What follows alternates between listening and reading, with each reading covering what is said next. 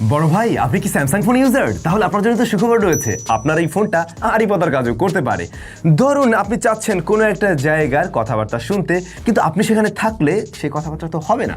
But আপনার ডিভাইসে চাইলে সেই টেবিলে রেখে গেলেন, কিন্তু আপনি রয়েছেন দূরে, সেখানে বসেই ওই টেবিলের আশেপাশের সমস্ত কথোপকথন কিংবা যে কোনো রুমের কথোপকথন সবকিছু আপনি শুনতে পাবেন আড়ি পেতে। আপনার TWS বা ইয়ারফোনটি আপনার ফোনের সাথে কানেক্ট করতে হবে। এবারে একটা ফোনের সাথে যদি TWS বা ইয়ারফোন কানেক্ট করা হয়, তাহলে মোটামুটি ব্লুটুথে 10 মিটার্সের মধ্যে আপনি কিন্তু কানেক্টিভিটি পেয়ে যাচ্ছেন। এখন ধরুন 10 মিটার দূরত্বে আপনি আছেন, লাইক সেটা হতে পারে ওয়াশরুমে আপনি আছেন, আপনার ফোনটা একটা টেবিলের উপরে রেখে গেলেন এবং সেই টেবিলে কয়েকজন বসা আছে, তারা কি বলছে আপনি শুনতে চাচ্ছেন। অনেক সময় প্রয়োজন হতেই পারে। আর পেতে এই সমস্ত কিছু শোনার আগে আপনাকে যে সেটিংসটা করতে হবে, আপনার স্মার্টফোনের সেটিংস অপশনে যান এবং সেখানে গিয়ে সার্চ করুন এমপ্লিফাই অ্যাম্বিয়েন্ট সাউন্ড, এবং এই অপশনটা আপনি পেয়ে যাবেন। সেখান থেকে জাস্ট এটাকে অন করে দিন, দ্যাটস ইট।